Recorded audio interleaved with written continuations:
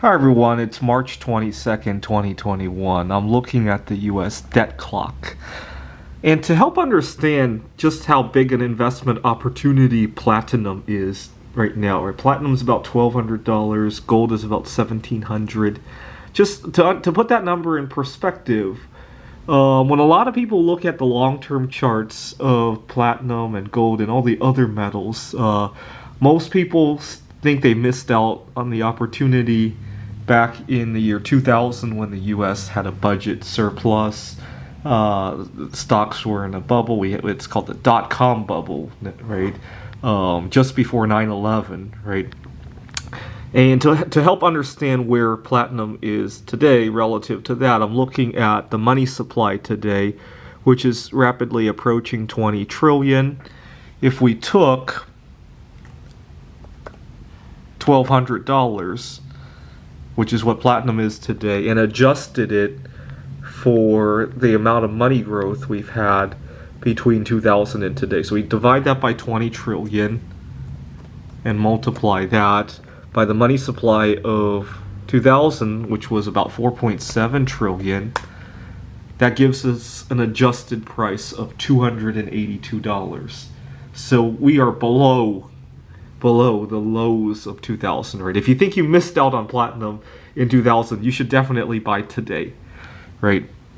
Now, what was gold back then? It was 252, right? 251 or so, if I remember correctly, in 1999.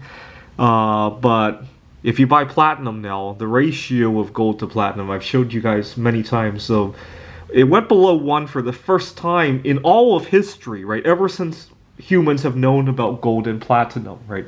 This is definitely an anomaly, and it will revert back with a vengeance, in my opinion. It's probably going to go to 3-1 or 4-1 with platinum, an ounce of platinum buying 4 ounces of gold. But even if it goes to 2-1, which historically is almost inevitable, we divide that by 2.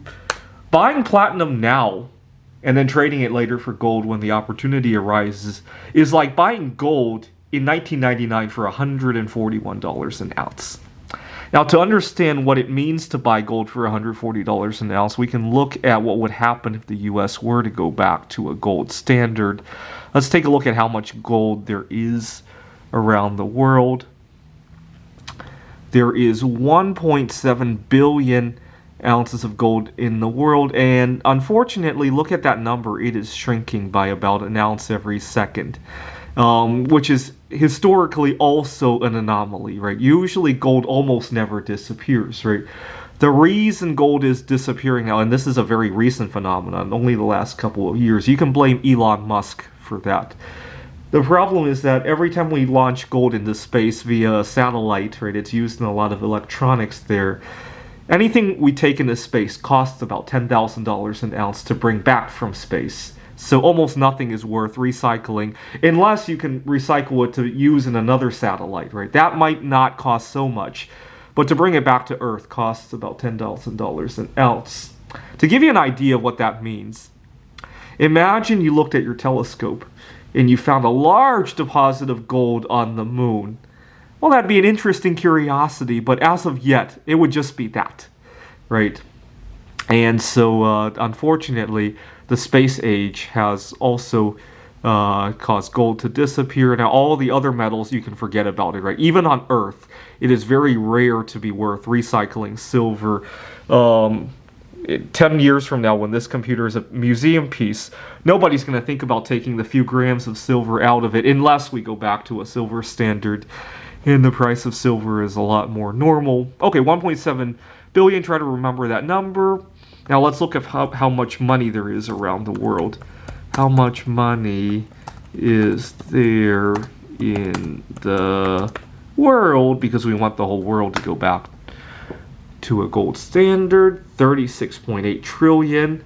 Now let's divide 36.8. Let's work with millions. So that's 36 million millions, right?